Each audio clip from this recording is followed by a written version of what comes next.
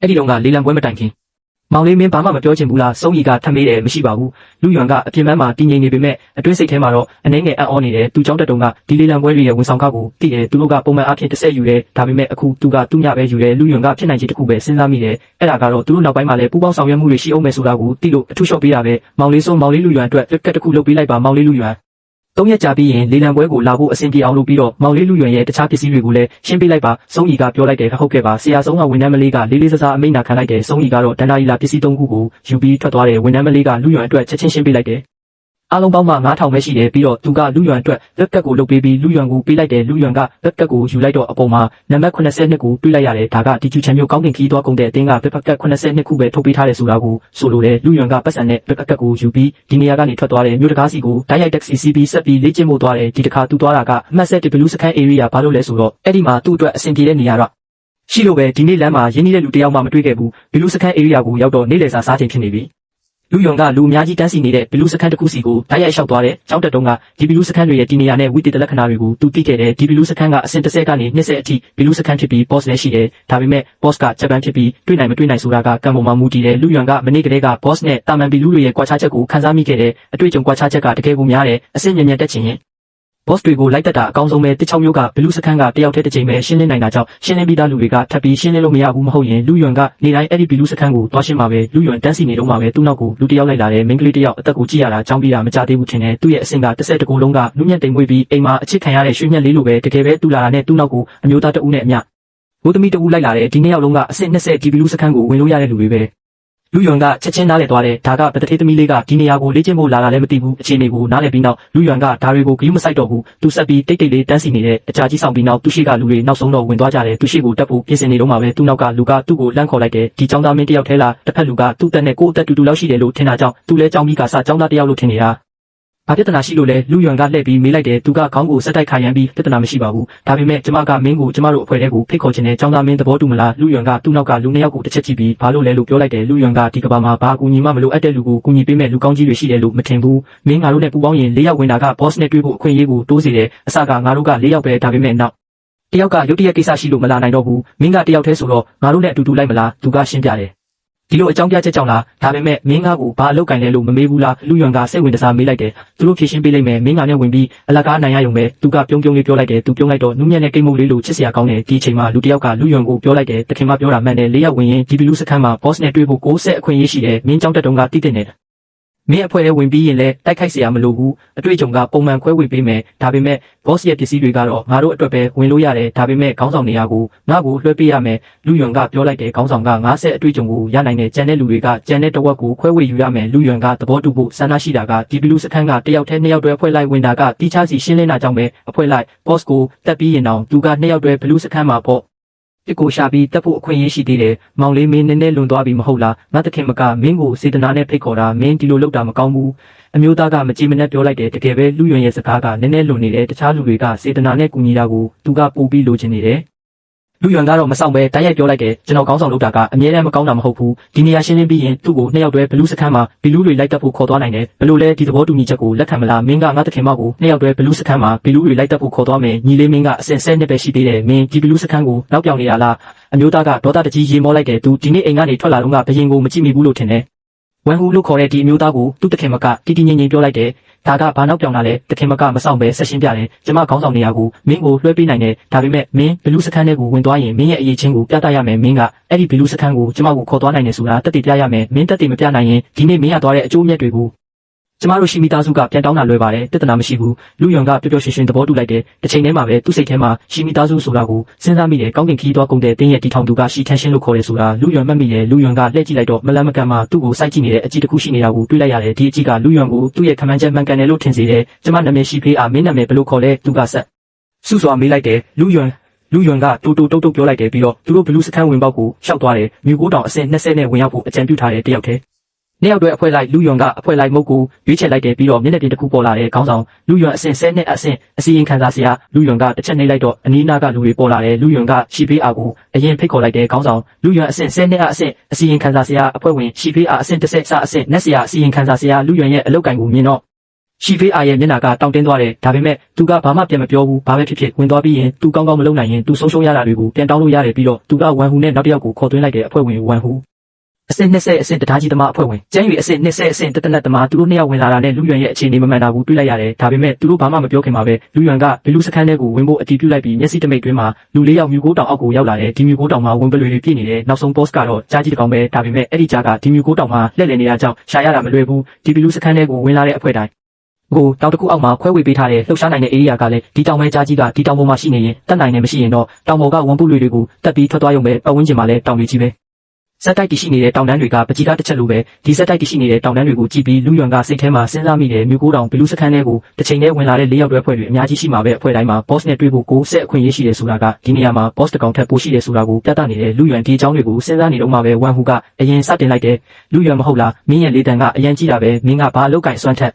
်လဲလို့ထင်နေတာအစီရင်ခံစာဆရာပဲဖြစ်နေတာကိုတကယ်ပဲကဘာကြီးကိုမသိတာပဲမင်းဘလို့ပြသမယ်ဆိုတာငါမသိဘူးရှီဖေးအာကဘာမှမပြောပဲလူယွန်ကိုကြည့်နေတယ်သူ့ရဲ့အကြည့်ကမင်းရှင်းပြဖို့မစင်စားဘူးလားလို့ပြောနေတယ်လို့ပဲတောင်ပေါ်ကိုတွားကြည့်ရင်သိလိမ့်မယ်လူယွန်ကဝမ်ဟူတို့နဲ့အများကြီးရှင်းပြဖို့ပြင်းနေတယ်တိုက်ရိုက်တောင်ပေါ်ကိုရှောက်သွားတယ်ဒီရှင်းပြနေတဲ့အချိန်မှာသူ့တောင်ပေါ်ကိုရောက်နိုင်တယ်ရှီဖေးအာရဲ့စိတ်ထဲမှာအတွေးတစ်ခုပေါ်လာတယ်သူတကယ်ပဲအရန်အစွမ်းထက်တာလားတခင်မကျွန်တော်တို့လည်းတက်ကြရအောင်ကျန်းရီကရှီဖေးအာကိုတတိပေးလိုက်တယ်၃ယောက်သားအမြန်လိုက်သွားကြတယ်လူယွန်ကတောင်ထဲကိုဝင်သွားပြီး10မီတာလောက်အကွာမှာသူ့စီကိုလာနေတဲ့ဝန်ပုတ်လွေနဲ့နှကောင်ကိုတွေ့လိုက်ရတယ်အချိန်မဖြုံးပဲလက်ကိုမြောက်ပြီးပောက်ကွဲအစီရင်ခံစာနှစ်ခုကိုဝန်ပုတ်လွေနဲ့တွေ့စီပြစ်လွတ်လိုက်တယ်ဘုံဘုံပောက်ကွဲတန်နှစ်ခုနဲ့တူဝန်ပုတ်လွေနဲ့နှကောင်လဲကျသွားတယ်အစင်6ဝန်ပလွေနဲ့ကိုတက်ဖြတ်လိုက်ပါပြီအတွေ့အကြုံ3ရရှိပါတယ်လူတစ်ယောက်တည်းဆိုရင်ဝန်ပလွေနဲ့2ကောင်က120အတွေ့အကြုံရရှိမှာဒါကအဖွဲဖွဲတာကိုလူယွန်မကြိုက်တဲ့အချက်ပဲခေါင်းဆောင်ဖြစ်ရင်တော့အတွေ့အကြုံတစ်ဝက်ပဲရတယ်ရှီဖေးအားလိုလိုက်လာတာနဲ့လူယွန်ကဝန်ပလွေနဲ့2ကောင်ကိုချက်ချင်းတက်လိုက်တာကိုတွေ့လိုက်ရတယ်သူတို့လည်းအတွေ့အကြုံတတိပေးချက်ကိုရရှိခဲ့တယ်သူတို့3ယောက်က1ယောက်ကို10အတွေ့အကြုံရရှိတယ်ဒါပေမဲ့အခုချိန်မှာအတွေ့အကြုံကသူတို့ရဲ့အဓိကအာရုံစိုက်ရမှာမဟုတ်တော့ဘူးဝမ်ဟူဆိုရင်တောင်ရှီမီသားစုပေးထားတဲ့ပစ္စည်းတွေကိုမသုံးခင်မှာ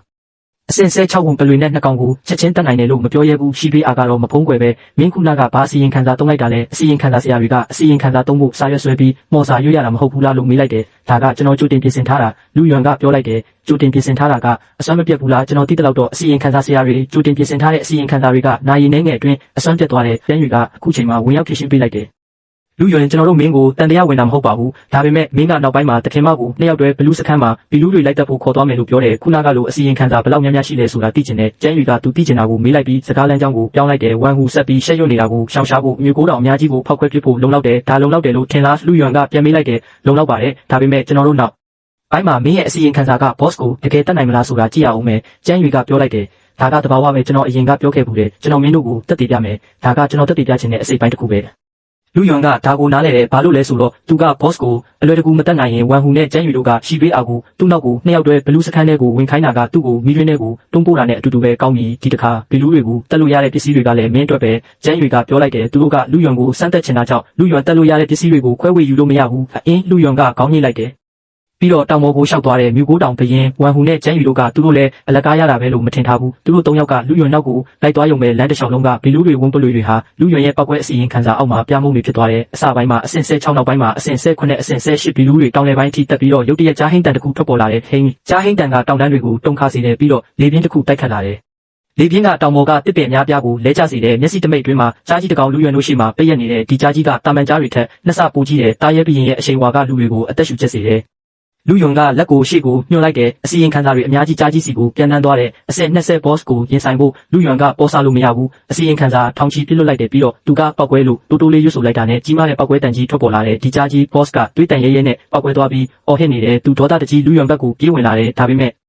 ့လူယွန်ကသူအားနေနေပြီဆိုတာကိုသိတယ်သူ့ကိုတားဆီးဖို့မလိုအပ်တော့ဘူးသူဟိတ်ဟောက်ရင်ပြေးဝင်လာပြီးနောက်ဆုံးတော့လူယွန်နဲ့2မီတာကွာမှာလဲကျသွားတယ်အောင်မြင်စွာတက်ဖြတ်လိုက်ပြီဆိုတဲ့သတိပေးချက်လည်းပေါ်လာတယ်မြူကိုတောင်ဘရင်ကိုအောင်မြင်စွာတက်ဖြတ်လိုက်ပါပြီအတွေ့အကြုံ1000ရရှိပါတယ်ဂုဏ်ယူပါတယ်အဆင့်73ကိုအောင်မြင်စွာတက်လန်းသွားပါပြီအတွေ့အကြုံ1000ရရှိပြီးအရင်ကစုဆောင်းထားတာတွေနဲ့ပေါင်းလိုက်တော့လူယွန်ကနောက်ဆုံးတော့အဆင့်73ကိုရောက်ရှိခဲ့တယ်သူ့ရဲ့အချက်လက်တော့ဒီကိုတိတ်တိတ်လေးကြည့်လိုက်တယ်လူယွန်အသက်18နှစ်အလောက်ကင် ES အဆင့်မန်နန်ဆရာအဆင့်13အတွေ့အကြုံ210 3000အသက်2600ပောက်ကွဲအင်းအမြန်သွားအင်းကုတာအင်းဒီအချက်လက်တွေကိုကြည့်ပြီးလူယွန်ကသူ့ရဲ့တိုးတက်မှုနှုန်းကိုခံမှန်းမိပါတယ်အခုတော့အဆင့်တစ်ခုတက်တိုင်းအသက်200ခွန်အားကာကွယ်ရေးတွက်လက်မှု20စီမော်ပညာ90မန်အင်အား100စီတိုးလာပါတယ်အဆင့်20ကနေ30ကိုရောက်ရင်ဘယ်လောက်တိုးလာမလဲဆိုတာကိုသူစိတ်လှုပ်ရှားနေပါတယ် ES အဆင့်အလောက်ကင်ဆိုတာကတခြားတာမန်အလောက်ကင်တွေနဲ့ရှင်ရင်တိုးတက်မှုနှုန်းမှာတင်အများကြီးကွာခြားနေပါပြီသူကမြူကိုတောင်ဘရင်စီကနေရတဲ့ပစ္စည်းတွေကိုထက်ကြည့်လိုက်တော့ပစ္စည်းတစ်ခုပဲရှိပြီးအဆင့်မြင့်ပစ္စည်းတွေပဲဖြစ်ပါတယ်အဆင့်20အဆင့်မြင့်ပစ္စည်းတွေကိုလူယွန်ကကြည့်တောင်မကြည့်တော့ပဲကောင်းကင်ကုန်းတဲ့အတင်းကိုဓာတ်ရိုက်ရောင်းဖို့ဆုံးဖြတ်လိုက်ပါတယ် သူလှည့်လိုက်တော့ရှောက်ဖေးအားတို့၃ယောက်ကအံ့အားသင့်နေတဲ့ပုံစံနဲ့လူယွမ် boss ကိုတက်ပြီးမိနစ်အနည်းငယ်ကြာနေပြီဖြစ်ပေမဲ့သူတို့ကတော့အခုထိသတိမပြန်နိုင်သေးပါဘူးအဓိကတော့ဒီနေ့သူတို့မြင်လိုက်ရတဲ့အဖြစ်အပျက်ကသူတို့ရဲ့ကဘာအမြင်ကိုလုံးဝပြောင်းလဲပြစ်လိုက်လို့ပါပဲအလောက်ကင်တွေနိုးထလာတာကနေအခုဆို2300နီးပါးရှိနေပြီဖြစ်ပြီးမန်နန်ဆရာဆိုတာအတုံးမကျတဲ့အလောက်ကင်ဆိုတဲ့အယူဆကလူတွေရဲ့စိတ်ထဲမှာအမြင့်တွင်နေခဲ့တာပါဒါပေမဲ့ဒီနေ့မှာတော့လူယွမ်ကအဲ့ဒီအယူဆကိုလုံးဝဖြိုခွဲပစ်လိုက်တာကိုသူတို့ကိုယ်တိုင်မြင်လိုက်ရတာမို့သူတို့ရဲ့စိတ်ထဲကတုံ့လုံးမှုကအလွယ်တကူငြိမ်သက်သွားမှာမဟုတ်ပါဘူးနောက်ဆုံးတော့ဝမ်ဟူကစပြီးတီတိုပြောလိုက်ပါတယ်လူယွမ်ကြီးလေးမင်းတကယ်ပဲမန်နန်ဆရာလားဘာလဲမင်းကအဖွဲဖွဲထားတဲ့အချက်လက်တွေကိုတောင်လိမ့်လို့ရတယ်လို့ထင်နေတာလားလူယွမ်ကပြန်မေးလိုက်တော့ဝမ်ဟူကခေါင်းကိုလှိုင်းထတယ်လို့ခါရမ်းပြီးလူယွမ်ကိုရိုသေစွာတောင်းပန်လိုက်ပါတယ်လူယွမ်ကြီးလေးခုနကကျွန်တော်မျက်စိမမြင်ခဲ့တာပါလူယွမ်ကြီးလေးကစိတ်မဆိုးပါနဲ့လို့မျှော်လင့်ပါတယ်စိတ်ချပါကျွန်တော်ကအဲ့ဒီလောက်စိတ်သေးတဲ့သူမဟုတ်ပါဘူးဒီ boss ကိုရှင်းပြီးပြီဆိုတော့တောင်ပေါ်မှာကြံနေတဲ့တေးသေးလေးတွေကပုံနေလောက်ပြီးသူတို့ကိုလိုက်မရှာတော့ဘူးဒီထောင်ချောက်ကနေထွက်ကြရအောင်လူယွမ်ကအကြံပြုလိုက်ပါတယ်အဲ့ဒီနောက်မှာတော့လူယွမ်ကရှောက်ဖေးအားနဲ့အတူနှစ်ယောက်တွဲထောင်ချောက်ထဲကိုဝင်သွားပါတယ်ခုနကလူယွမ်အဆင့်13ကိုတက်သွားတယ်လို့ရှောက်ဖေးအားလည်းအဆင့်17ကိုတက်သွားပါတယ်အခုတော့နှစ်ယောက်တွဲဖွဲ့မှာခေါင်းဆောင်ကအတွေ့အကြုံ60ရာခိုင်နှုန်းရပြီးအဖွဲ့ဝင်က40ရာခိုင်နှုန်းရပါတယ်ထောင်ချောက်ထဲကိုရောက်တော့ခုနကဘာမှမပြောဘဲနေခဲ့တဲ့ရှောက်ဖေးအားကစပြီးစကားပြောလာပါတယ်ဆရာသုံးတဲ့အင်းစာရွက်တွေကအရင်ကကြိုတင်စုဆောင်းထားတာမဟုတ်ဘူးမလားသူမကလူယွမ်ကိုမေးလိုက်ပါတယ်ဘာလို့အဲ့ဒီလိုထင်တာလဲလူယွမ်ကစိတ်ဝင်စားနေမေးလိုက်ပါတယ်ဝမ်ဟူတို့ကအတွေ့အကြုံနေနိုင်ပေမဲ့ဆရာသုံးခဲ့တဲ့အင်းစာရွက်တွေကိုကျမအရင်ကမြင်ဘူးပါတယ်အဲ့ဒါတွေကပောက်ကွဲအင်းတွေပါဒီလိုအင်းစာရွက်တွေကိုကြိုတင်စုဆောင်းထားရင်အများဆုံး6နာရီပဲခံပါတယ်6နာရီကျော်ရင်ဆရာမလို့ဆိုရင်တော့သူ့ဘာသာသူပောက်ကွဲသွားပါလိမ့်မယ်ရှောက်ဖေးအားကအလေးနဲ့ပြောလိုက်ပါတယ်မင်းသမီးလေးကတော့အတော်လေးသိတာပဲဒါပေမဲ့မင်းကဘာလို့ကျွန်တော်ကအဲ့ဒီမန်နက်ဆရာနဲ့တူတယ်လို့ထင်တာလဲလူယွမ်ကပြန်မေးလိုက်ပါတယ်ဆရာကသူ့နဲ့မတူပါဘူးဆရာရဲ့ပောက်ကွဲအင်းတွေကပိုပြီးအစွမ်းထက်တယ်ပြီးတော့ဆရာကပောက်ကွဲအင်းတွေကိုထုတ်လုပ်တဲ့နှုန်းကအယမ်းမြန်တယ်ဆရာကဘာမှကြိုတင်ပြင်ဆင်စရာမလိုဘူးအင်းစာရွက်လည်းရေးစရာမလိုဘူးမန်နက်လည်းရွတ်စရာမလိုဘူးဆရာကဒါမန်နက်ဆရာတယောက်ရဲ့ပုံစံအစစ်အမှန်ဖြစ်တဲ့နေမဟုတ်ရင်မန်နက်ဆရာဆိုတာ S အစစ်နဲ့မထိုက်တန်ပါဘူးဒါပေမဲ့ဆရာလို့ဆိုရင်တော့မင်းကတကယ်ကိုထက်မြက်တာပဲဒါပေမဲ့ဒီအကြောင်းတွေကိုမင်းသိဖို့မလိုပါဘူးမင်းကကံကောင်းတယ်လို့ပဲမှတ်ပါကျွန်တော်ကလူဆိုးမဟုတ်လို့ပေါ့မဟုတ်ရင်မင်းဒီလိုတယောက်တည်းကျွန်တော်နဲ့စကားပြောနေရင်အသက်အန္တရာယ်ရှိနိုင်တယ်ဆိုတာသိလားလူယွမ်ကသူမကိုကြည့်ပြီးပြုံးဆဆနဲ့ပြောလိုက်ပါတယ်ဒါဆိုရင်တော့ကျမအသက်ချမ်းသာရပေးတဲ့အတွက်ကျေးဇူးတင်ပါတယ်ဆရာအကြောင်းတွေကိုလည်းကျမမမေးတော့ပါဘူးကျမတို့တောင်းပေါ်တက်ကြရအောင်ကျမခုနကကိုထင်မြင်ချက်မှန်လားဆိုတာပဲအတည်ပြုချင်တာပါရှောက်ဖေးအားကပြောရှင်စွာပြောလိုက်ပြီးဘာမှမကြောက်ရွံ့တဲ့ပုံစံပါပဲသူမကဘာလို့မကြောက်ရမှာလဲသူမရဲ့အလောက်ကင်ကကုသဆရာဖြစ်ပေမဲ့ရှောက်မိသားစုကသူမလိုမင်းသမီးလေးကိုဒီလိုအနေအများတဲ့နေရာကိုတယောက်တည်းလွတ်မှာမဟုတ်ပါဘူးသူမမှာအသက်ကပစ္စည်းတွေအများကြီးရှိပြီးတကယ်လို့အနေရရှိလာရင်ကိုကာကွယ်နိုင်တယ်လို့ယုံကြည်ပါတယ်ကောင်းပြီလူယုံကတတိပေးပြီးတောင်ပေါ်ကိုတက်သွားပါတယ်ဒီမင်းသမီးလေးကအရင်ကစကားမပြောဘဲနေခဲ့တာကရှက်လို့ထင်ခဲ့တာအခုတော့သူမကဒီကိစ္စတွေကိုခံမှန်းနေခဲ့တာဖြစ်နိုင်ပါတယ်ဒီမိန်းကလေးကအရန်ကိုထက်မြက်တဲ့လူယုံလည်းသူမနဲ့တယောက်တည်းအကြကြီးမနေချင်တော့ဘူးဒီနေရာကနေအမြန်ဆုံးထွက်သွားတာပိုကောင်းတယ်တောင်ပေါ်တက်တဲ့လမ်းတစ်လျှောက်မှာကြားတစ်ဝံပလွေတွေစက်တိုက်ပေါ်လာပေမဲ့လူယုံကအလွယ်တကူတက်ပစ်လိုက်ပါတယ်ရှောက်ဖေးအားကတော့နောက်ကနေလူယုံကိုအားပေးနေပါတယ်ရှောက်ဖေးအားကအရင်ကထက်အများကြီးပိုပြီးတက်ကြွလာပါတယ်လူယွန်လည်းကိုကကန်ကောင်းတာလားရှောက်ဖေးအားကကန်ကောင်းတာလားမသိတော့ပါဘူးတောင်လေပိုင်းကိုရောက်တော့အရင်လိုပဲလေပြင်းတွေတိုက်ခတ်လာပြီးမြူကိုတောင်ပရင်ပေါ်လာပြန်ပါတယ်ဒီတစ်ခါလည်းအရင်လိုပဲမြူကိုတောင်ပရင်ကိုမြင်လိုက်ရတော့လူယွန်ကလက်ကိုမြှောက်ပြီးပောက်ကွဲအင်းတွေနဲ့ပြစ်လိုက်ပါတယ်ပောက်ကွဲအင်းတွေပောက်ကွဲပြီးမြူကိုတောင်ပရင်လဲကျသွားပါတယ်အဆင့်20မြူကိုတောင်ပရင်ကိုအောင်မြင်စွာတက်ဖြတ်ပြီးအတွေ့အကြုံ1200ရရှိခဲ့ပြီးဒီအတွေ့အကြုံ1200ရပြီးနောက်လူယွန်အဆင့်တက်ဖို့တလန်းပဲလိုတော့ပါတယ်သူ့ရဲ့အတွေ့အကြုံကအခု2950 3000ကိုရောက်နေပါပြီကျန်နေတဲ့ပစ္စည်းတွေကိုစစ်ကြည့်လိုက်တော့ဒီတစ်ခါကန်ကောင်းပါတယ်အဆင့်မြင့်ပစ္စည်းတစ်ခုနဲ့အကောင်းစားပစ္စည်းတစ်ခုရပါတယ်ဒါပေမဲ့ဒီအကောင်းစားပစ္စည်းကအဆင့်100လမ်းဖြစ်ပြီးလှန်ကိုင်စစ်တီနဲ့မြင်းစီသူရဲတွေအတွက်ပါလူယွန်အတွက်သုံးမဝင်ပါဘူးဒီနေရာကနေထွက်ကြရအောင်လူယွန်ကရှောက်ဖေးအားကိုပြောလိုက်ပါတယ်ကျမတို့အဆက်အသွယ်လေးထားခဲ့ကြရအောင်နောက်ဆိုနှစ်ယောက်တွဲထောင်ချောက်တွေတွားရင်အတူတူအဖွဲခွဲလို့ရတာပေါ့ရှောက်ဖေးအားကပြောလိုက်ပါတယ်နှစ်ယောက်တွဲထောင်ချောက်တွေအဖွဲခွဲတာလားရပါတယ်ဒါပေမဲ့ကျွန်တော်မှာအခြေအနေတစ်ခုရှိတယ်ပြောပါကျွန်တော်ရဲ့လှုပ်ဝက်ချက်ကိုထိမ့်သိမ့်ပေးပါနှစ်ယောက်တွဲထောင်ချောက်တွေကအများကြီးရှိပါတယ်လူယွမ်ဝင်ခြင်းရင်တော့တယောက်ယောက်နဲ့ပူးပေါင်းဖို့လိုပါတယ်တခြားသူတွေကိုရှာရင်အစကနေပြန်ရှင်းပြရအောင်မှဒီလိုဆိုရင်တော့ဆက်ပြီးပူးပေါင်းတာပိုကောင်းပါတယ်ပြဿနာမရှိပါဘူးရှောက်ဖေးအားကဝမ်းသာအားရနဲ့ချက်ချင်းသဘောတူလိုက်ပါတယ်နှစ်ယောက်သားအဆက်အသွယ်တွေဖလှယ်ပြီးနောက်ထောင်ချောက်ထဲကနေထွက်လာပါတယ်သူတို့နှစ်ယောက်ထောင်ချောက်ထဲကနေအောင်မြင်စွာထွက်လာတော့ဝမ်ဟူနဲ့ကျန်းယူတို့ကချက်ချင်းရှိကိုတိုးလာပါတယ်လူညီလေး boss နဲ့တွေ့ကြလားဝမ်ဟူကစိတ်ဝင်စားနေမိလိုက်ပါတယ်မင်းသမီးလေးရဲ့ကံကောင်းမှုကြောင့်တွေ့ခဲ့ပါတယ်လူယွမ်ကပြုံးပြီးပြောလိုက်ပါတယ်ဂုံယူပါတယ်လူညီလေးကမင်းသမီးလေးကိုဒီထောင်ချောက်ကိုလိုက်ပို့ပေးတဲ့အတွက်လည်းကျေးဇူးတင်ပါတယ်ဝမ်ဟူကပြောလိုက်ပါတယ်ကိစ္စမရှိပါဘူးကျွန်တော်နောက်ထပ်ထောင်ချောက်တွေတွားဦးမယ်လူယွမ်ကသူတို့ကိုနှုတ်ဆက်ပြီးထောင်ချောက်ဘက်ကိုထွက်သွားပါတယ်လူယွမ်ထွက်သွားပြီးမကြခင်မှာပဲအနီးအနားကိုလူလက်ပိုင်းတစ်ယောက်ရောက်လာပါတယ်သူရောက်လာတာကိုမြင်တော့ဝမ်ဟူတို့ကချက်ချင်းအယိုအသေးပေးလိုက်ပါတယ်ကျန်းစရာရှောက်ဖေးအားဒီလူယွမ်ရဲ့အချက်လက်တွေကိုကျွန်တော်ခုနကစုံစမ်းကြည့်လိုက်တယ်သူကမျိုးတော်ရဲ့အထက်တန်းကျောင်းကကျောင်းသားတစ်ယောက်တာမန်ရက်ကွက်ကကလေးတစ်ယောက် S အဆင့်မနက်ဆရာဖြစ်နိုးထားခဲ့တယ်သူဤစားကတော့ SS အဆင့်ဓာတ်ဆရာမဖြစ်နိုးထားခဲ့တယ်နိုးထားတဲ့နေ့မှာပဲပတ်စံကြောင့်သူ့ကိုပြစ်ပြီးလုံဟောက်ချန်နဲ့တွားတွေ့ခဲ့တယ်ကျန်းစရာကရှောက်ဖေးအားကိုလူယွမ်ရဲ့အခြေအနေတွေကိုတိုက်ရိုက်ရှင်းပြလိုက်ပါတယ်လူယွမ်နဲ့ရှောက်ဖေးအားထောင်ချောက်ထဲမှာရှိနေတော့ကဝမ်ဟူနဲ့ကျန်းယူတို့ကသူ့ကိုလူယွမ်ရဲ့နာမည်နဲ့အလောက်ကန်ကိုပြောပြခဲ့ပါတယ်သူကစုံစမ်းခိုင်းလိုက်တော့အလွယ်တကူရှာတွေ့ခဲ့ပါတယ်ဒီလိုကိစ္စတွေရှိခဲ့တာလာ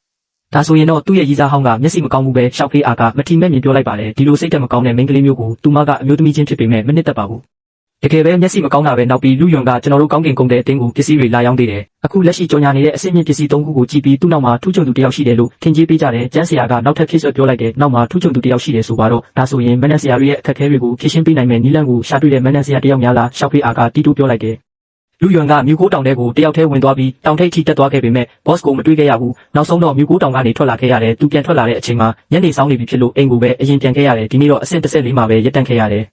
်တညတာအနားယူပြီးနောက်တစ်နေ့မှာလူယွန်ကတခြားထောင်ချောက်တွေစီကိုအဆင့်မြင့်ဖို့ဆက်သွားခဲ့တယ်ထောင်ချောက်တစ်ခုကိုရှင်းပြီးနောက်မှာတော့လူယွန်ကနောက်ဆုံးတော့အဆင့်15ကိုရောက်ရှိခဲ့တယ်ဒီနေ့လူယွန်ကတနေကုန်ထောင်ချောက်တွေရှင်းခဲ့ပေမဲ့ boss မရှိတာကြောင့်နောက်ထပ်အဆင့်မတက်နိုင်ခဲ့ဘူးတရက်ပြီးတော့လူယွန်ကတယောက်တည်းထောင်ချောက်တွေကိုဆက်ရှင်းနေခဲ့တယ်မကြခင်မှာပဲကောင်းကင်ကုန်းတဲ့တင်းရဲ့လေလံပွဲနေ့ကိုရောက်လာခဲ့တယ်လေလံပွဲကည8နာရီမှစမှဖြစ်ပြီးလူယွန်လည်းအချိန်မှန်ရောက်လာခဲ့တယ်ဒီနေ့တော့သူ့အဝတ်စားတစ်တွေဝတ်လာခဲ့တယ်ဒီ3ရက်အတွင်းမှာအဆင့်မြင့်ပစ္စည်းတွေကိုရောင်းချခဲ့တာကြောင့်လူယွန်မှာငွေသိန်းပေါင်းများစွာရရှိခဲ့တယ်ပတ်စံရှိလာတော့ကိုကောင်းအောင်လုပ်ဖို့လိုတာပေါ့ဒီ3ရက်အတွင်းမှာလူယွန်ကအဆင့်18ကိုအောင်မြင်စွာရောက်ရှိခဲ့တယ်လူယွန်ကောင်းကင်ကုန်းတဲ့တင်းရဲ့လေလံပွဲရုံအပြင်ဘက်ကိုရောက်လာတော့ဒီနေ့လေလံပွဲကိုလာရောက်သူတွေအများကြီးရှိနေတာကိုတွေ့လိုက်ရတယ်လမ်းတစ်လျှောက်မှာလည်းဒီညဘသူကအဆင့်မြင့်ပစ္စည်းတွေကိုဝယ်သွားမလဲဆိုတာကိုဆွေးနွေးနေကြတာတွေကြားခဲ့ရတယ်ဒီလောက်လူစိတ်ဝင်စားမှုများတာကိုမြင်တော့လူယွန်ကအရန်ပျော်သွားတယ်လူယွန်အတွက်တော့လူရက်သူများလေးကောင်းနေပဲမကြခင်ပါပ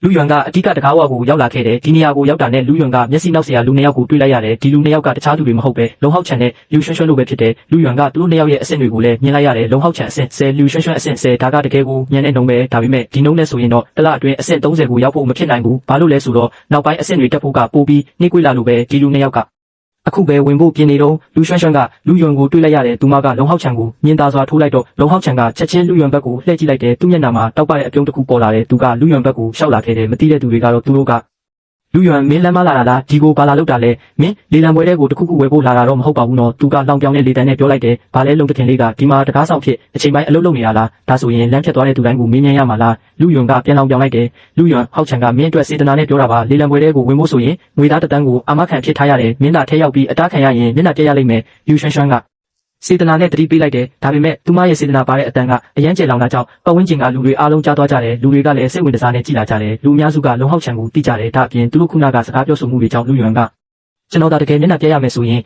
အဲ့ဒါကမင်းတို့မြင်ကျင်တဲ့အရာမဟုတ်ဘူးလားလူရွှွှွမင်းထွက်သွားခြင်းရင်ထွက်သွားတာပေမဲ့မင်းသာကောက်ချစ်တဲ့နီလန်းတွေ73နေမယ်ဆိုရင်လူဦးလေးရဲ့မျက်နှာကိုကျွန်တော်ထောက်ထားမှာမဟုတ်ဘူးလူယွန်ကတတိပေးလိုက်တယ်လူရွှွှွကချက်ချင်းဝမ်းနေတဲ့ပုံစံပေါ်လာတဲ့လုံဟောက်ချန်ကသူမကိုညှင်းသားစွာဖတ်လိုက်ပြီးရွှွှွသူ့ကိုအဖက်လုံးမနေနဲ့ငါလူခေါ်ပြီးသူ့ကိုမောင်းထုတ်ခိုင်းလိုက်မယ်သူကနောက်လှည့်ပြီးတကားဆောင်တွေကိုပြောလိုက်တဲ့မင်းတို့ဒီကိုလာဦးဒီလူကဆင်းရဲတဲ့ကောင်လေးတယောက်ပဲသူကလေလံပွဲတဲ့ကိုခိုးဝင်ချင်တာမင်းတို့သူ့ကိုမောင်းထုတ်လိုက်လူရွှွှွဘက်ကတကားဆောင်တွေကဒီစကားကိုကြားတော့ဒီဘက်ကိုရှောက်လာကြတယ်လုံဟောက်ချန်ကလုံမီသားစုရဲ့တခင်လေးဆိုတာကိုဒီတကားဆောင်တွေကသိကြတယ်လုံမီသားစုတခင်လေးရဲ့မျက်နှာကိုတော့သူတို့ထောက်ထားရမှာပဲတကားဆောင်တွေရောက်လာပြီးလူယွန်ကိုမေးလိုက်တယ်ဆရာလေလံပွဲတဲ့ကိုဝင်ချင်တာလားဟုတ်တယ်လူယွန်ကခေါင်းညှိလိုက်တယ်ဆရာဒီလိုပါလေလံပွဲတဲ့ကိုဝင်ဖို့ဆိုရင်ပိုင်ဆိုင်မှုအထောက်ထားလိုအပ်ပါတယ်တကားဆောင်ကအလေးနဲ့ပြောလိုက်တယ်ဘာလို့လဲဆိုတော့ဒီပတ်စံကိုမတက်နိုင်တဲ့သူတွေကလေလံပွဲတဲ့ကိုဝင်ပြီးဈေးတွေရှောက်ခေါ်နေရင်လေလံပွဲကရှက်တုတ်ထွေးသွားမှာမဟုတ်ဘူးလားကျွန်တော်ရဲ့ဒီကက်ကအထောက်ထားဖြစ်သုံးလို့ရမလားမသိဘူးလူယွန်ကအင်ဂျီအိတ်ကက်ထဲကနေအထူးဧည့်သည်ကက်ကိုထုတ်ပြီးတကားဆောင်ကိုပေးလိုက်တယ်ဒီတကားဆောင်ကဒီအထူးဧည့်သည်ကက်ကိုမြင်လိုက်တာနဲ့ချက်ချင်းတုံ့လောက်သွားတယ်သူတို့ဒီမှာအလုပ်လုပ်နေတာဆိုတော့တခြားသူတွေရဲ့အထူးဧည့်သည်ကက်တွေကိုမြင်ဘူးကြတာပေါ့လူယွန်ရဲ့ဒီကက်ကတော့အတူအယောင်မဟုတ်ဘူးဆိုတာသိကြတယ်ဒါအပြင်ကောင်းကင်ကုန်းတဲ့တင်းရဲ့ကက်ကိုဘသူကများအတူလုပ်ရဲမှလဲတကားဆောင်ကချက်ချင်းခါကိုကိုင်းညွတ်ပြီးတောင်းပန်လိုက်တယ်ဆရာခုနကကျွန်တော်တိုင်းပါခဲ့ပါတယ်စိတ်မဆိုးပါနဲ့လို့မျှော်လင့်ပါတယ်ကိစ္စမရှိပါဘူးမင်းလည်းကိုယ့်အလုပ်ကိုလုပ်နေတာပဲငါနားလဲပါတယ်လူယွန်ကပြောပြီးလုံဟောက်ချန်တို့ဘက်ကိုလှည့်ကြည့်လိုက်တယ်ဒါပေမဲ့တချို့လူတွေကတော့ဒီမှာအလုပ်လုပ်နေတာမဟုတ်ဘူးဘာလို့များအလောတကြီးဖြစ်နေကြတာလဲမသိဘူးမင်းသူ့ကိုမယုံတဲ့သူကတာမန်ရက်ကွက်ကဆင်းရဲတဲ့ကောင်လေးတယောက်ပဲကောင်းကင်ကုန်းတဲ့တင်းရဲ့အထူးဧည့်သည်ကက်ကသူ့မှာဘယ်လိုလုပ်ရှိမှလဲလုံဟောက်ချန်ကလုံးဝမယုံပဲတကားဆောင်ကိုလူယွန်ကိုတာခိုင်းဖို့စူးစမ်းနေတော့လူရွှွှွကလည်းဒီအချိန်လေးကိုမြင်တော့စိတ်ပူသွားတယ်သူမကလည်းတကားဆောင်ကိုအာမခံလိုက်တယ်သူကကျမရဲ့အိမ်ကြီးချင်းဟောင်းပါတကယ်ပဲတာမန်ရက်ကွက်မှာကြီးပြင်းလာတာပါကောင်းကင်ကုန်းတဲ့တင်းရဲ့အထူးဧည့်သည်ကက်ကသူ့မှာဘယ်လိုလုပ်ရှိမှလဲကျမပြောရမယ်ဆိုရင်တကယ်လို့ဒီကရင်အောင်သူကကောက်ရထားတာဖြစ်နိုင်တယ်နာမည်ကလည်းသူ့နာမည်မဟုတ်တော့ဘူးမင်းတို့စစ်စစ်ကြည့်တဲ့နဲ့သူမရဲ့ဒေါသထွက်နေတဲ့ပုံစံကိုမြင်တော့လူယွန်ကရဲကျင်လာတယ်ဒါပေမဲ့သူတခုခုပြောဖို့ပြင်နေတော့လူတယောက်ကလာပြီးအေးဆက်ဆက်ပြောလိုက်တယ်ဒီမင်းသမီးလေးမင်းကဘာတူလဲငါတို့ကောင်းကင်ကုန်းတဲ့အတင်းမှာအမိတ်ပေးနေတာလားငါတို့ကောင်းကင်ကုန်းတဲ့အတင်းကစစ်စစ်တင်မတင်ကိုဆုံးဖြတ်လို့မရဘူးလားရင်းနှီးတဲ့အတန်လူယွန်ကြည့်လိုက်တော့တကယ်ပဲသူမပဲဒါပေမဲ့ဒီနေ့တော့သူမကခေါင်းဝင်ရှင်နဲ့အဖြူရောင်ချီအိတ်တွေဝတ်ထားတာကြောင့်အရင်ကထပ်ပိုပြီးချစ်စရာကောင်းနေတယ်လာတဲ့သူကရှောက်ဖေးရပဲသူမနဲ့အတူဝတ်စုံပြေးဝတ်ထားတဲ့ကိုရန်တော်တယောက်လည်းပါလာတယ်ဒီကိုရန်တော်ကအစင်းမြင့်သူတယောက်ဖြစ်တယ်ဆိုတာသူ့ပုံစံကနေသိတာတယ်လူရွှွှွကဒီလူကကောင်းကင်ကုန်းတဲ့တင်းကလူဆိုတာကိုချက်ချင်းနားလည်သွားတယ်သူမကသူ့ကိုဒေါသထွက်အောင်လုပ်မိတာမဟုတ်ဘူးသူမကချက်ချင်းရှင်းပြလိုက်တယ်ကျမအဲ့ဒီလိုဆိုလိုတာမဟုတ်ပါဘူးကျမကသူမစကားမဆုံးခင်မှာပဲရှောက်ပေးအားကဆက်ပြောလိုက်တယ်မင်းကဆင်းရဲတာကိုမကြိုက်ဘူးသူကမင်းကိုပို့ပြီးအစွမ်းထက်အောင်မလုပ်ပေးနိုင်ဘူးလို့ထင်လို့သူ့ကိုလက် ခွဲခဲ့တာမင်းကသူ့ရဲ့ငယ်တငယ်ချင်းလို့ကိုထင်နေသေးတာရေးစရာပဲဒါပေမဲ့မင်းကသူ့အကြောင်းဘယ်လောက်တိလို့လဲရှောက်ဖေးအားပြောပြီးလူယွန်ပေးကိုရှောက်လာပြီးပြောလိုက်တယ်မင်းစိတ်ထဲမှာရှိရင်သူတို့ကိုအထဲမဝင်ခိုင်းအောင်ငါလုပ်ပေးနိုင်တယ်သူမဒီစကားပြောလိုက်တာနဲ့ပတ်ဝန်းကျင်ကလူတွေအားလုံးအံ့အားသင့်သွားကြတယ်ဒီကိုလာတဲ့သူတွေကရှောက်ဖေးအားကောင်းကင်ကုန်းတဲ့အတင်းကိုတိကျတာကြီးပဲလူတွေကိုအံ့အားသင့်စေတာကသူမကဘာလို့လူယွန်ကိုကူညီတာလဲလူယွန်ကိုသဘောကျနေတာလားဒါမှမဟုတ်လူယွန်မှာတကယ်ပဲဖုံးကွယ်ထားတဲ့စွမ်းရည်တွေရှိနေတာလားလုံဟောက်ချန်ကတော့မျက်နှာတစ်ခုလုံးညိုမဲနေပြီးသူအရင်ကကြောင်းမှာလူရွှွန်းကိုလိုက်ခဲ့တော့ကလူရွှွန်းကလူယွန်ရဲ့ရေးစားဖြစ်နေခဲ့တယ်အခုတော့လူရွှန်းကလူယွန်ရဲ့စွမ်းရည်မရှိတော့တာကိုသိသွားပြီးသူ့ရဲ့မူလစိတ်ဓာတ်ကိုဖော်ထုတ်ပြီးသူ့နောက်ကိုလိုက်လာခဲ့တယ်သူကဒီလိုနဲ့လူယွန်ကိုကြွားလုံးထုတ်နိုင်မယ်လို့ထင်ခဲ့တာဒါပေမဲ့အခုတော့ဘလို့လဲရှောက်ဖေးအားကလူယွန်ကိုတိပုံရပြီးဒီလိုနေရာမျိုးမှာလူယွန်အတွက်စကားပြောပေးနေတဲ့ဆက်ဆံရေးကမသေးဘူးပဲရှောက်ဖေးအားလိုလူမျိုးကိုလုံဟောက်ချန်ရင်ကစိတ်ကူးတောင်မရင်ရဲခဲ့ဘူးအခုတော့လုံဟောက်ချန်ကသူ့မျက်နှာတစ်ခုလုံးတိုက်ချိုးခံလိုက်ရတယ်လို့ခံစားနေရတယ်သူကလူယွန်ဘက်ကိုစိုးရိမ်တကြီးကြည့်လိုက်တယ်လူယွန်သားရှောက်ဖေးအားကိုသူတို့ကိုမောင်းထုတ်ခိုင်းလိုက်ရင်သူဘာဆက်ဖြစ်မလဲဆိုတာကိုမတွေးရတော့ဘူးဒီနေ့အိမ်ပြန်ရင်တော့ဆုံးမခံရမှာတေးချတယ်လူယွန်ကရှောက်ဖေးအားပေးတဲ့ဒီရွေးချယ်မှုကိုကောင်းခါလိုက်ပြီးပြောလိုက်တယ်ထားလိုက်ပါသူတို့ကမင်းတို့ကောင်းကင်ကုန်တဲ့တင်းရဲ့စီးပွားရေးကိုလာလုပ်ပေးတာငါအတွက်မလိုအပ်ပါဘူးလုံမီသားစုကပတ်စံများကြီးရှိတယ်ငါလေးလံတင်ထားတဲ့ပစ္စည်း၃ခုတည်းကတစ်ခုကလူရွှွန်းနဲ့အရန်ကိုကိုက်ညီတဲ့လုံဟောက်ချန်ကအဲ့ဒါကိုအပြည့်အဝမယူဘူးလို့ငါမယုံဘူးဒါကပတ်စံများကြီးပဲလူယွန်ကမိုက်မဲတဲ့သူမှအဲ့ဒါကိုလက်လွတ်ခံမှာပေါ့လူဆရာကဒီလောက်စိတ်ကြီးဝင်နေရင်တော့ဒီလိုပဲထားလိုက်ပါတော့လူဆရာအတူတူဝင်ကြရအောင်ရှောက်ဖေးအားကလူယွန်ကိုအတူတူဝင်ဖို့ဖိတ်ခေါ်လိုက်တော့လူတွေရဲ့စိတ်ထဲမှာထူးဆန်းတဲ့ထင်ကြီးတွေထပ်ပေါ်လာပြန်တဲ့လူများစုကလူယွန်ကိုအားကျလာကြတယ်ဒါဆိုလဲအတူတူပဲပေါ့ရှောက်ဖေးအားကဒီလိုကူညီပေးတာကိုငင်းရင်မျက်နှာပြက်စရာဖြစ်သွားလိမ့်မယ်သူမနဲ့အတူလေလံပွဲခမ်းမထဲကိုဝင်သွားတယ်လူယွန်ကရွှေရောင်တောက်ပနေတဲ့ခံစားချက်ကိုခံစားလိုက်ရတယ်ဒီကိုရောက်တော့လူယွန်ကရှောက်ဖေးအားကိုကျေးဇူးတင်လိုက်တယ်ရှောက်မင်းသမီးလေးကျေးဇူးတင်ပါတယ်ခုနကကိစ္စကရှောက်ဖေးအားမပေါ်လာရင်တော့သူဖြစ်ရှင်းနိုင်ခဲ့မှာပါဒါပေမဲ့ရှောက်ဖေးအားပေါ်လာတာကြောင့်လူရွှွန်းနဲ့လုံဟောက်ချန်တို့ရဲ့မျက်နှာတွေပြောင်းလဲသွားတာကိုမြင်ရတာကသူ့အတွက်အရန်ကိုကျဉ်းနေစရာပဲငါတို့ကအဖွဲသားတွေပဲကျေးဇူးတင်စရာလိုသေးလားရှောက်ဖေးအားကပြန်မေးလိုက်တယ်လူယွန်ကပေါ့ပပရေလိုက်ပြီးပြောလိုက်တယ်ငါခန်းထဲကိုအရင်သွားလိုက်အောင်မယ်မင်းလဲကိုကိစ္စတွေရှိသေးတယ်မလားဟုတ်တယ်သူမကခေါင်းညှိလိုက်တယ်သူမမှာတကယ်ပဲတခြားကိစ္စတွေရှိသေးတယ်ရှောက်ဖေးအားထွက်သွားပြီးနောက်လူယွန်ကသူ့ရဲ့အထူးဧည့်သည်ခန်းမစီကိုဓာတ်ရိုက်သွားခဲ့တဲ့အခန်းပြင်ဘက်ကိုရောက်တော့အထူးဧည့်သည်ကကိုပုတ်ဆွဲပြီးအထဲကိုဝင်လိုက်တယ်မကြခင်မှာပဲဝန်ထမ်းတယောက်ရောက်လာတယ်ဝန်ထမ်းရဲ့ဖော်ယူမှုကလူယွန်ကိုအံ့အားသင့်စေတဲ့ကောင်းကင်ကုန်းတဲ့အတင်းကဒီလိုဝန်ဆောင်မှုမျိုးပေးနိုင်တာအံ့ဩစရာမဟုတ်ဘူးဒီလိုဝန်ဆောင်မှုမျိုးဆိုရင်ဘယ်သူကမကြိုက်ပဲနေမလဲဒါပေမဲ့လူယွန်ဒီကိုလာတာကလေလံပွဲကိုကြည့်ဖို့ပဲဒီမှာလေလံတင်တဲ့ပစ္စည်းတွေကိုသူစိတ်မဝင်စားဘူးပထမအချက်ကပတ်စံမရှိဘူးဒုတိယအချက်ကမန်တန်စရာရဲ့ပစ္စည်းတွေကရှားတယ်တခြားသူတွေကထုတ်လုပ်နိုင်ရင်တော့သူကိုယ်တိုင်လည်းလုပ်နိုင်တယ်ဒီလိုမလိုအပ်ပဲပတ်စံဖြုံးစရာမလိုဘူးလူယွန်အခန်းထဲမှာစောင့်နေတော့မလန်မကန်ကအခန်းတစ်ခန်းကိုရှောက်ဖေးအားရောက်လာပြီးပြုံးပြီးဝင်သွားတယ်ချင်းညီမလေးမင်းတကယ်ပဲလာတာပဲအဲ့ဒီဓာတ်အတွက်လားအခန်းထဲမှာလူတစ်ယောက်ကကြည့်လိုက်တော့သူကခန်းညားထဲဝါတဲ့လူတစ်ယောက်ဖြစ်နေတယ်သူကရှောက်ဖေးအားထပ်ပိုးပြီးအရက်ရှိတယ်လှပတဲ့မျက်နှာကအနှဲငယ်အေးဆက်နေပေမဲ့ရှောက်ဖေးအားကိုမြင်လိုက်ရတော့ရေခဲတွေအရေပြဟောသွားတယ်လို့မျိုးနှွေးထွေးတဲ့အပြုံးတစ်ခုပေါ်လာပြီးပြောလိုက်တယ်ဖေးအားဘာလို့လာတာလဲချင်းညီမလေးလာမယ်ဆိုတာတိလို့လာကြည့်တာပေါ့ဒါနဲ့ချင်းညီမလေးအခုဘယ်အဆင့်ရောက်နေပြီလဲရှောက်ဖေးအားကဆက်ဆူစွာမေးလိုက်တယ်အဆင့်16တကယ်အားကြတယ်ချင်းညီမလေးကကိုယ့်ဘာသာကိုအဆင့်မြင့်တင်နိုင်တာမြင်လိုက်တာရှောက်ဖေးအားကအနှဲငယ်အားကြစွာပြောလိုက်တယ်သူကအထောက်အကူပြုအလုပ်ကန်ဖြစ်တာကြောင့်နောက်ပိုင်းမှာတိုက်ခိုက်ရေးစွမ်းရည်တွေရရှိမှသာကိုယ့်ဘာသာကိုအဆင့်မြင့်တင်နိုင်မှာဖြစ်တယ်မဟုတ်ရင်တော့အဖွဲပြီးမှသာအဆင့်မြင့်တင်နိုင်မှာဖြစ်တယ်လုံဟောက်ချန်မင်းရဲ့အလုပ်ကန်နဲ့ဆိုရင်နောက်ပိုင်းမှာမင်းနဲ့အဖွဲခြင်းတဲ့သူတွေအများကြီးရှိလာမှာပဲနောက်ပိုင်းမှာအဆင့်မြင့် boss တွေနဲ့ရင်ဆိုင်ရတဲ့အခါငါလည်းမင်းနဲ့အဖွဲဖို့တောင်းဆိုရလိမ့်မယ်အဲ့ဒီခါကျရင်ငါ့ကိုမပြစ်တဲ့ပါနဲ့တော့ချင်းညီမလေးကနောက်ပြောင်တယ်လို့ပြောလိုက်တယ်ရှောက်ဖေးအားရဲ့ဆရာဝန်အလုပ်ကန်ကအခုတော့သူ့ရဲ့စွမ်းရည်တွေကိုမပြသနိုင်သေးဘူးဒါပေမဲ့အဆင့်မြင့်လာတာနဲ့အမျှဒီအလုပ်ကန်ရဲ့စွမ်းရည်တွေကပေါ်လာလိမ့်မယ်သူက SS အဆင့်ဖြစ်ပေမဲ့ဒီအလုပ်ကန်ရဲ့တန်ဖိုးကတခြား SS အဆင့်တွေထက်မနှိမ်ဘူးလို့ပြောလို့ရတယ်